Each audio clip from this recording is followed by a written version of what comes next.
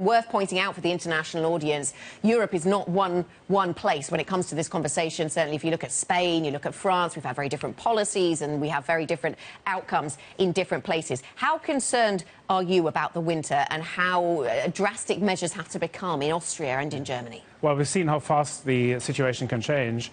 I remember a bit over a year ago, we all said how wonderful the situation in Germany is, how resistant the Germans are to the virus, and now it's exactly the other way around. This time the virus comes from the east. It's Eastern European countries more affected than the west. It travels to France. France is the infection rates are beginning to pick up. In Germany, it's quite alarming. In Bavaria, they're shipping patients out to Italy now. It's exactly the inverse of what happened in the first wave of the crisis. In Berlin, they have stopped emergency operations that are not COVID-related. So we're seeing stress emerging in various parts of the country. It's mostly in the east and mostly in the south. There are pockets in the west and the north which are very much like the UK. Okay. But that's also to do with vaccination rates. Vaccination rates in the north and in the west are very much like they are in the UK, and vaccination rates in the east are extremely low. And do you see anything in the policies that have been introduced so far that will try to push those rates up? Because the pass sanitaire in France was praised by some, and certainly French politicians like to say that this was part of the reason they saw higher vaccination rates in France.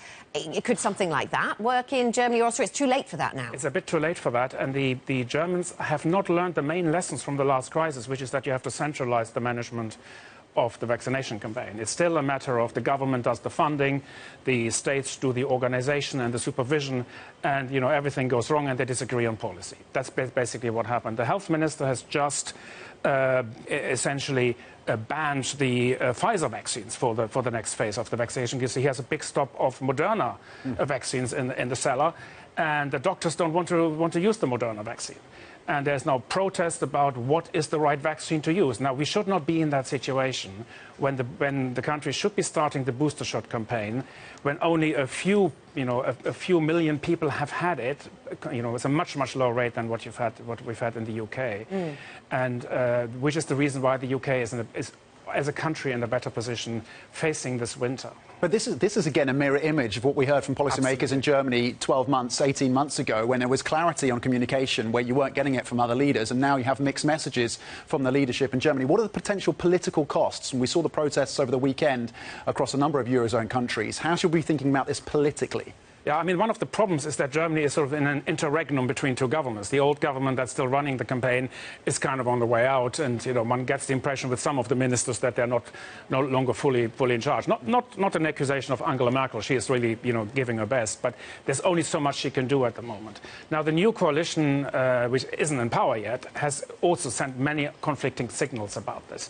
The FDP, the smallest part of the coalition, the Liberal Party, is against compulsory vaccination. It is against national lockdown, and they managed to water down the policy of the incoming coalition, which is weaker than that of the old coalition.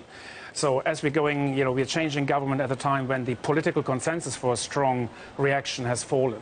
I think it could become a real big obstacle for this coalition, because if they go into this winter with a wrong policy, and they will be blamed, this one will be on them, and they will be blamed for not doing the right, not taking the right measures. So, yeah. And we've seen some steps, we've seen some announcements that the coalition is getting closer in terms of the shape of that coalition. But the read-through to the economics is there in terms of what happens with this COVID response, and then the policy differences arguably could become more pronounced between these coalition partners. Absolutely. I mean, a lot of the fiscal planning in Germany is premised on the idea that we have an incredibly strong recovery of the kind of the way the UK Prime Minister just announced, and that everything is going to be hunky-dory going forward. Now, with another winter, what's happening already is that the non-vaccinated people cannot enter restaurants. Or they have to show tests, which practically is the same. The skiing season is off because of Austria. So we're seeing, the economic recovery that was supposed to have happened in the second quarter, then in the third quarter, and in the fourth quarter is probably not going to happen until the second quarter of next year. So further push downwards as prices are rising. So real incomes are falling. So we're going to see a real crunch in real incomes in the population. Okay, the economic impact clear. Kayleigh, jump in. Well, Anna, I want to pivot more towards geopolitics because Wolfgang Bloomberg reporting over the weekend that the U.S. has shared intelligence with the European Union about a buildup of troops and artillery on the part of Russia, potentially preparing for an invasion of Ukraine. Could we get a united Western response to that, or is there just too much else going on for these countries to come together and form a kind of common coalition on that front? Yeah, I'm very skeptical of the EU forming a very strong position on this. For a start, I mean, Putin knows that the EU can only handle so many crises at one time, and he has already, contributed to the crisis in Belarus by supporting Lukashenko. So the EU is already overwhelmed with the border crisis. Well, yeah.